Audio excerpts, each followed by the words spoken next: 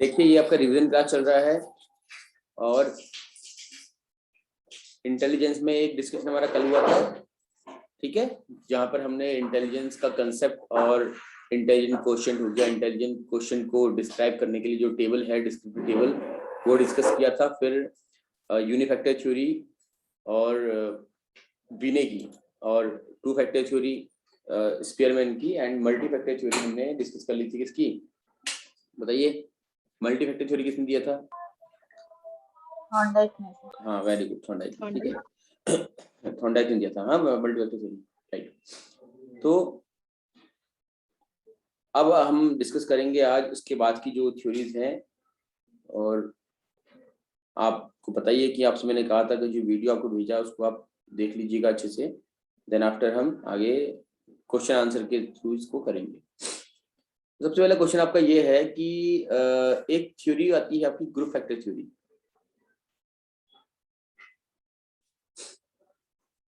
ठीक है। ऊपर इंटेलिजेंस लिखा है तो आप समझ सकते हैं कि ये ग्रुप फैक्टर थ्योरी की बात कर रहा हूं मैं इंटेलिजेंस के रिस्पेक्ट में। समूह कारक सिद्धांत किसने दिया है ये बताइए?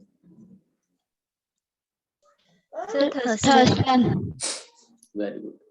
तो ये समूह कारक सिद्धांत किसने दिया है? थर्स्टन ने दिया है, ठीक है। दूसरा प्रश्न ये है कि थर्स्टन ने अपने समूह कारक सिद्धांत में एक टर्म यूज किया है, उस टर्म को बताइए क्या है वो? मतलब कि जो बेस है इस ग्रुप फैक्टर थ्योरी का, जो आधार है इस ग्रुप फैक्टर थ्योरी का, वो क्या है बताइए?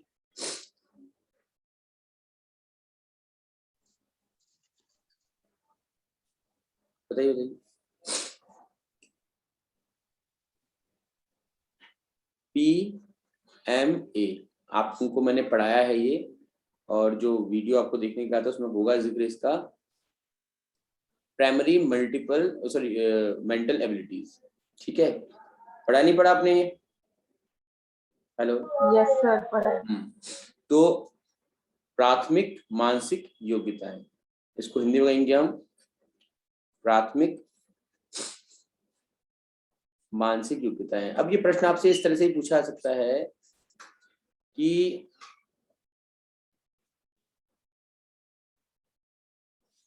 किस मनोवैज्ञानिक ने अपने बुद्धि सिद्धांत में प्राथमिक मानसिक योग्यताओं का प्रयोग किया है, या प्राथमिक मानसिक योग्यताओं के आधार पर कौन सा बुद्धि का सिद्धांत दिया गया है?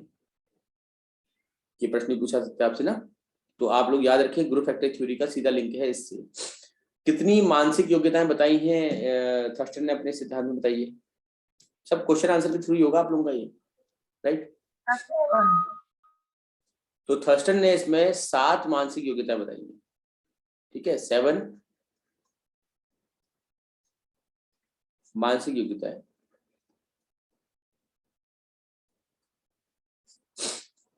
याद होगा आप लोग को, जिसमें बाद में 2 और जोड़ी गई थी, याद है नहीं है? Hello, yes sir. हाँ, तो इस तरह से याद रखना है कि मानसिक योग्यताओं के आधार पर कौन सा सिद्धांत दिया गया है बुद्धि का, जो समूह कारक सिद्धांत है। यह सिद्धांत समूह कारक सिद्धांत किसने दिया है? थर्स्टन ने दिया है। थर्स्टन ने कितनी मानसिक योग्यताएं बताई है मनुष्य में?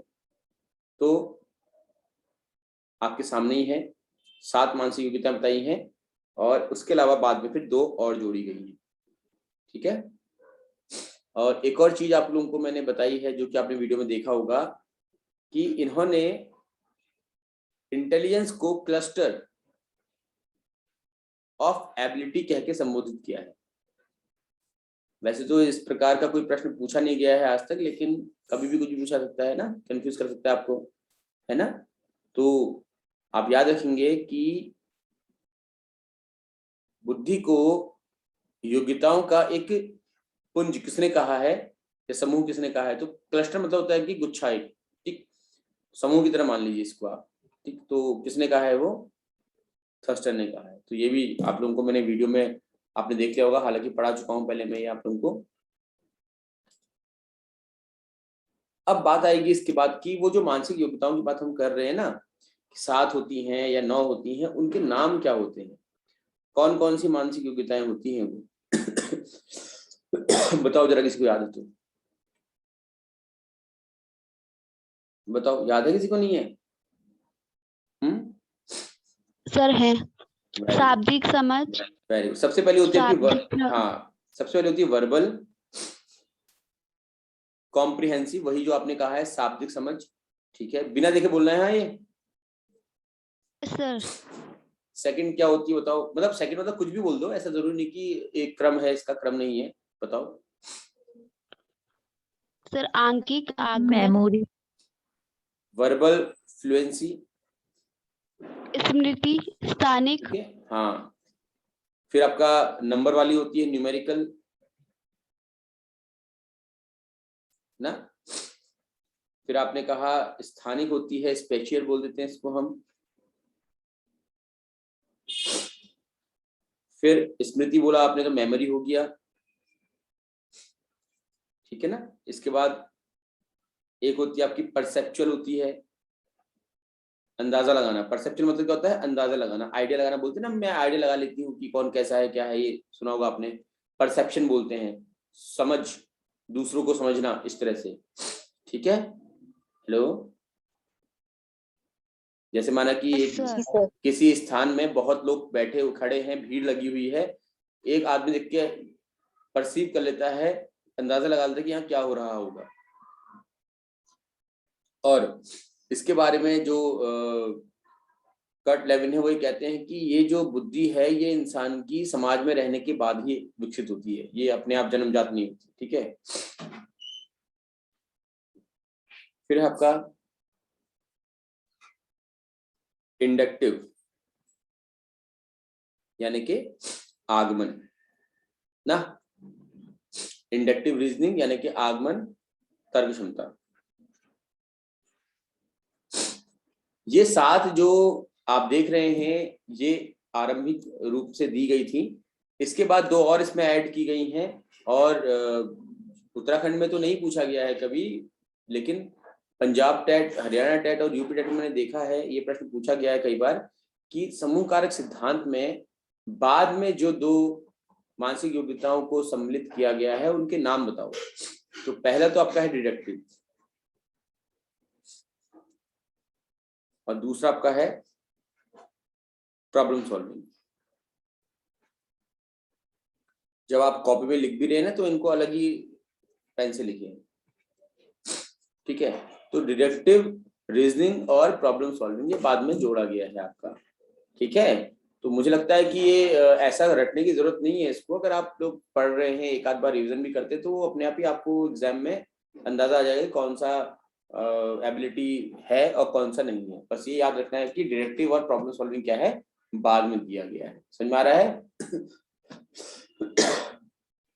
Hello, yes sir. अच्छा मुझे बताओ कि सीबीआई में जाना बहुत आसान होता होगा या बहुत मुश्किल होता होगा? सीबीआई की जॉब जो होती है ना, क्राइम ब्रांच की जो जॉब होती है, आईबी इंटेलिजेंस ब्यूरो की होती है, सीआईडी की होती है, ये बहुत आसान होती है या फिर बहुत मुश्किल होती है? हेलो सर मुश्किल तो होती होगी। बहुत मुश्किल होती है, ठीक है, क्योंकि यहाँ पर क्या होता है, इनको डिडक्ट करना पड़ता है, डिडक्शन करना पड़ता है, ठीक है। डिडक्टिव रीजनिंग लगती है, ये लोग दिमाग लगाते हैं, है ना। तो ये जो इस तरह के लोग होते हैं ये लोग डिडक्टिव रीजनिंग का यूज करते हैं बहुत ज्यादा अपने काम में, ठीक है। और उसी प्रकार से ये समस्याओं का समाधान करते हैं। तो याद रखना है कि जो कठिन है, जो बाद में हो रहा है, वो मानसिक योग्यताएं भी आसानी से नहीं आती। तो ठीक है, फिर ये समूह कारक सिद्धांत में इतने ही प्रश्न बनते हैं। अब अधिक से अधिक प्रश्न बनेंगे तो क्या बनेंगे, आपसे एक ये प्रश्न बोल देगा कि निम्न में से कौन सी मानसिक योग्यता समूह कारक सिद्धांत के अंतर्गत नहीं है। तो आपको कोई भी 3 सही योग्यताएं देगा और एक गलत दे देगा। तो अगर आपने पढ़ा है आपको याद रहेगा। तो इस तरह से समूह कारक सिद्धांत से बनने वाले प्रश्नों में मुख्य प्रश्न हो सकते हैं आपके कि यह सिद्धांत किसने दिया है, इस सिद्धांत में किस आइडिये या फिर किस विचार या किसी अवधारणा का अधिक प्रयोग किया गया है, तो मानसिक प्राथमिक मानसिक योग्यताओं का प्रयोग किया गया है।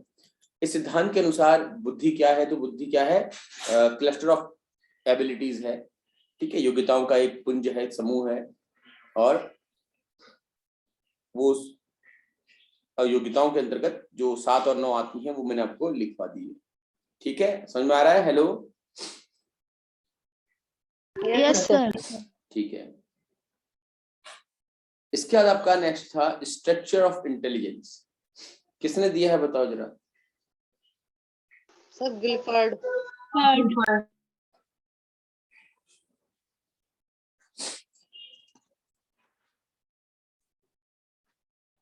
मजा आ रहा है क्वेश्चन आंसर कर देने में? बताओ, यस सर। कॉन्फिडेंस बन रहा है कुछ कि हाँ हमको आता है ऐसा कुछ? Hello, yes sir. ठीक है। और जिनको लग रहा है कि उन्होंने पहले नहीं पढ़ा है लेकिन वीडियो देख रहे हैं, तो ठीक लग रहा है ना? वीडियो देख करके चीजें क्लियर हो रही होंगी आप लोगों को, फिर इवनिंग में रिवीजन हो रहा है तो बिल्कुल कंसेप्ट क्लियर हो जा रहे होंगे ना? ऐसा तो नहीं कि ऐसा लग रहा है कि यार पहले पढ़ा होता तो हमको और अच्छे से आता, क्योंकि पहले पढ़ा होता तब भी वो जो वीडियो में जैसा मैंने पढ़ाया है वैसा का वैसा उस वीडियो में, कुछ नया नहीं है ना? Yes sir. तो बताइए फिर ये स्ट्रक्चर ऑफ इंटेलिजेंस जो है ये किसने दिया है? तो आपने बताया कि गिलफर्ड ने दिया है। इसका एक और नाम है इस थ्योरी का, क्या नाम है बताओ जरा? सर त्रिविमाई। त्रिविमी, वेरी गुड। इसे क्या बोलते हैं? 3D थ्योरी ऑफ इंटेलिजेंस कहते हैं। हाँ, 3D मतलब डायमेंशन हो गया आपका, त्रिविमीय बोल देते हैं। वेरी गुड, बहुत बढ़िया। ये 3 विमाएं होती हैं, कुछ इस तरीके से बनती हैं विमाएं, जो हम पढ़ते हैं ना गणित में पढ़ते हैं। द्विविमीय यानी कि 2 विमाएं, एक्स और वाई। त्रिविमीय यानी 3 विमाएं, एक्स वाई एंड जेड। ठीक है, तो 3 विमाएं हैं। तो ये 3 विमाएं कौन कौन सी होती हैं इस सिद्धांत के अनुसार? बताइए। प्रोसेस, जिसको हम ऑपरेशन भी कहते हैं, प्रक्रिया बोल दीजिए हिंदी में आप। Very good. कंटेंट होता है, प्रकरण कहते हैं कंटेंट को हम, और प्रोडक्शन। ठीक है, या प्रोड्यूस कर लीजिए उसको, आप बताइए। प्रोडक्ट, उत्पाद। तो दूसरा प्रश्न आपके लिए बन सकता है कि गिलफर्ड के बौद्धिक के सिद्धांत में, वो ये नहीं बोलेगा 3 डायमेंशनल शब्द का प्रयोग करेगा ही नहीं, वो बोलेगा गिलफर्ड ने अपने बुद्धि के सिद्धांत में कौन कौन से प्रमुख 3 क्षेत्र बताए हैं। तो वो 3 क्षेत्र कौन कौन से हैं? कंटेंट है, प्रोसेस है, एंड बताओ आपके सामने है प्रोडक्ट। Very good. अब आपके लिए प्रश्न है कि ये जो कंटेंट है, जो सर आपने प्रोसेस, जब पहले बताया था तो सर बताया था कंटेंट, प्रोडक्ट और ऑपरेशंस। ये देखो ना, यहाँ पर आप देखो बोर्ड दिख रहा होगा ना आपको, ये क्या लिखा है मैंने? अच्छा सॉरी। हाँ। और जब मैंने, कोई बात नहीं बच्ची, कोई बात नहीं। और जब मैंने पहले पढ़ाया था ना, तब भी मैंने ये कहा था कि ऑपरेशन कह लीजिए चाहे प्रोसेस कह लीजिए एक ही बात होती है। और अभी मैं जब रिवीजन कर रहा था उसमें मैंने कहा था कि जब बोला प्रोसेस था भले ही मैंने, लेकिन मैंने कहा था कि इसको ऑपरेशन भी लिखते हैं। ठीक है, आवाज आ रही है आप लोगों को सबको? हेलो,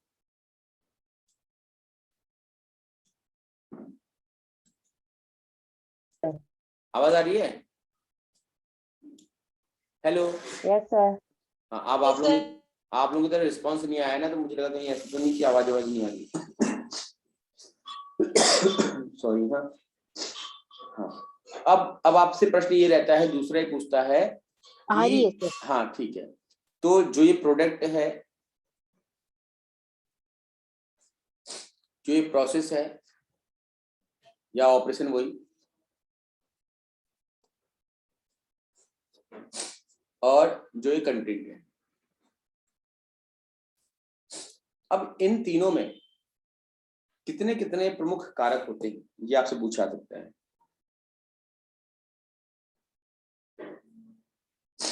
बताइए। तो याद रखना है कि जो ऑपरेशन है उसमें 6 होते हैं, बाकी दोनों में 5-5 होते हैं। याद रहेगा ना आप लोगों को? Yes sir. हाँ, तो अब यहाँ पर आप ध्यान दें कि टोटल कितने हो जाएंगे 5 6 इंटू 5, तो 5 इंटू 5 इंटू 6 कितना हो जाएगा आपका 150। ये प्रश्न बहुत बार पूछा जाता था पहले, आजकल तो नहीं पूछ रहे एग्जाम में, बट ये पूछा जाता था कई बार कि गिलफर्ड ने अपने सिद्धांत में कुल कितने प्रमुख योग्यताएं या एलिमेंट तत्व बताए हैं बुद्धि के। तो बुद्धि के कुल कितने तत्व बता रखे हैं, 150 बताए हैं मैंने। ठीक है, तो इस पर ध्यान देंगे आप लोग, ये याद करने वाला पॉइंट है। और 150 कैसे बन रहे हैं, 5 इंटू 6 इंटू 5 बन रहे हैं। अब ये कैसे याद रखेंगे हम, कैसे याद रखेंगे कि 6 किस में होते हैं। अब ये कंफ्यूजन तो हो सकता है ना हमको, पता लगा एग्जाम में हम ये भूल गए कि ये 6 कहाँ है, प्रोडक्ट में है, कंटेंट में या प्रोसेस में है। समझ में आ रहा है? हेलो, ये तो भूल सकते हैं ना हम। तो इसको याद करने का तरीका ये है, आप ये समझ लीजिएगा इसको सीधा सा कि प्रोसेस हमेशा बीच में रखिएगा, प्रोसेस हमेशा बीच में रहती है। जैसे हम बोलते हैं ना, क्या बोलते हैं जब आप कंप्यूटर पढ़ते हैं, इनपुट फिर प्रोसेस फिर आउटपुट, हमेशा होता है ना प्रोसेस बीच में आपका। क्यों? इनपुट मतलब क्या है, कंटेंट है। Yes sir. आउटपुट मतलब क्या, प्रोडक्ट हो जाता है आपका। तो प्रोसेस बीच जो बीच में है उसमें 6 है, बाकी दोनों में 5 है, ऐसे याद रखिएगा। राइट, अब इनके अंदर क्या क्या होते हैं, उनके नाम क्या क्या होते हैं, ये आपसे पूछा सकता है एग्जाम में, तो देख लेते हैं हम। चलो, कंटेंट के, हालांकि आपने पढ़ा हुआ है तो आपको पता होगा, आप ही बताएंगे। कंटेंट के अंदर बताओ क्या क्या होते हैं, बताओ जल्दी बताओ। अलग अलग नाम लिख लेते हैं। विजुअल हो गया आपका, सिंबॉलिक हो गया,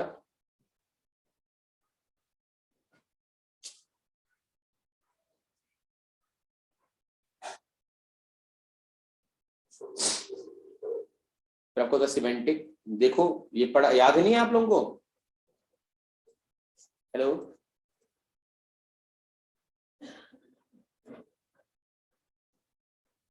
यही लिखिए, कुछ और